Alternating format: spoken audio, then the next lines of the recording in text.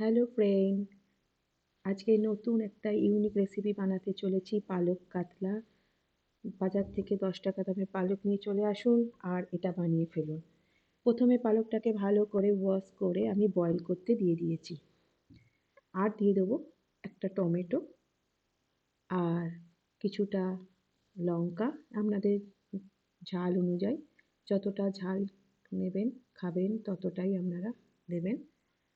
আর দিয়ে দেবো কিছুটা আদা আর শুকনো লঙ্কা। এবার এটাকে আপনার কিছুক্ষণ বয়েল হতে দিতে হবে, যতক্ষণ ওটা সফট না হচ্ছে।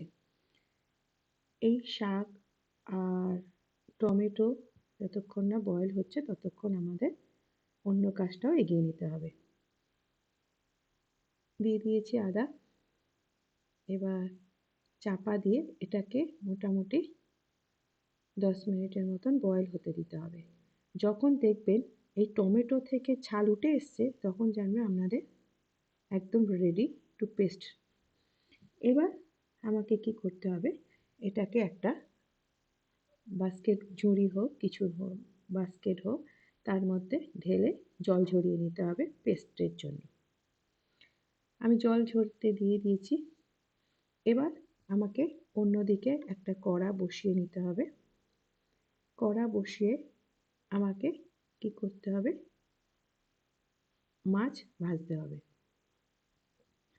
এবার মাছ আমার ভাজা হয়ে গেছে। আমি সেটা আর এখানে দেখাইনি কিভাবে কাতলা মাছ ভাজতে হবে, অলরেডি আমার অনেকগুলো ভিডিওতেই আছে। তো সেই মাছ ভাজার তেলেই আমি নিয়ে নিলাম এলাচ, লবঙ্গ, তেজপাতা আর হচ্ছে একটু সাদা জিরে। এবার ভালো করে এটা ভেজে নেব। একটা অ্যারোমা যখন সেন্টটা এসে যাবে তখন আমাকে দিয়ে দিতে হবে পেঁয়াজ। আমি দুটো সাইজের পেঁয়াজ নিয়েছি। বড় একটা সাইজের পেঁয়াজ নিয়ে একদম টুকরো টুকরো করে কেটে নিয়েছি। নিয়ে দিলাম পেঁয়াজ। পেঁয়াজটা যখন একদম সফট হয়ে যাবে, ফ্রাই হয়ে যাবে, তখন আমাকে কি করতে হবে, একটু নুন দিতে হবে। নুনটা দিলেই কি হয়, পেঁয়াজটা তাড়াতাড়ি আপনাদের সফট হয়ে যাবে। পেঁয়াজটা ভাজতে থাকতে হবে ভালো করে। এবার আমি যে পেস্টটা বানিয়েছিলাম সেই পেস্টটা আমি দিয়ে দেব। পেস্টটা দিয়ে দিলাম। দেখছেন পেস্টটা কত সুন্দর একটা কালার হয়েছে। এবার পেস্ট করে ওই যে মিক্সার গ্রাইন্ডারে যে পেস্ট করেছিলাম সেটা পুরো একদম জলে ভালো করে ধুয়ে টুয়ে দিয়ে দিলাম। এতটুকু লস যেন না হয়, সব কড়াইতে দিয়ে দিলাম। এবার এই যে পালঙের একটা কাঁচা গন্ধ থাকে, সেই গন্ধটাকে আমাকে তাড়াতে হবে। কিভাবে তাড়াবো, ভালো করে পেঁয়াজের সাথে এটাকে ফ্রাই করতে হবে। এখন যখন দেখবেন কড়া থেকে একদম উঠে আসছে তখন জানবেন গন্ধটা চলে গেছে। কিন্তু তার আগে আমাকে কিছু বেসিক মশলা দিতে হবে, যেমন ধনের গুঁড়ো, গরম মশলা, জিরের গুঁড়ো, লঙ্কার গুঁড়ো, আদার গুঁড়ো। এগুলোকে ভালো করে আমাকে ওই মিক্সার সাথে মেশাতে হবে। মিক্সির সাথে ভালো করে মিশিয়ে নিলাম। দেখছেন একদম কড়া থেকে উঠে এসছে। আর এই যে বলেছিলাম যে পালকের যে কাঁচা গন্ধটা আমাকে তাড়াতে হবে, এটা একটা উপায়। কি উপায়, কাঁচা দুধ দিয়ে দেবো।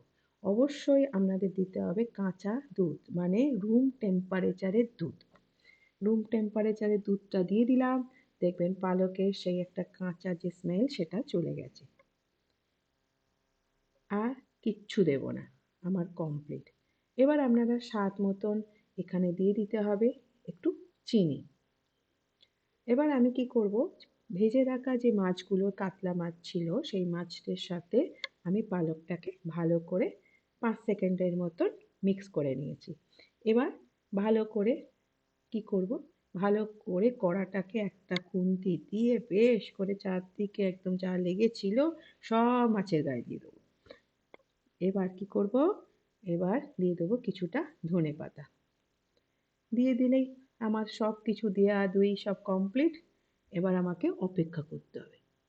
এবার এটাকে চাপা দিয়ে লো টু মিডিয়াম ফ্লেমে রেখে এটাকে আমাকে রান্না করতে হবে। সব কিছু দেওয়া কমপ্লিট হয়ে গেছে। এবার এটা যতক্ষণ না ফুটছে ততক্ষণ পর্যন্ত আমি চাপা দিতে পারবো না। একটু যখন বয়েল হয়ে যাচ্ছে, উপরে একটু বাবেল হয়ে যাচ্ছে, তখন আমি এবার এটাকে কি করব, চাপা দিয়ে দেবো। চাপা দিয়ে আমাকে রান্না করতে হবে মোটামুটি 10 থেকে 15 মিনিট।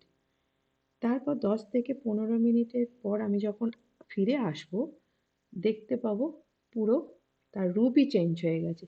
জল ট্যালট্যালে জলটা আর নেই। জল ট্যালট্যালে তখন একদম মরুভূমি হয়ে গেছে।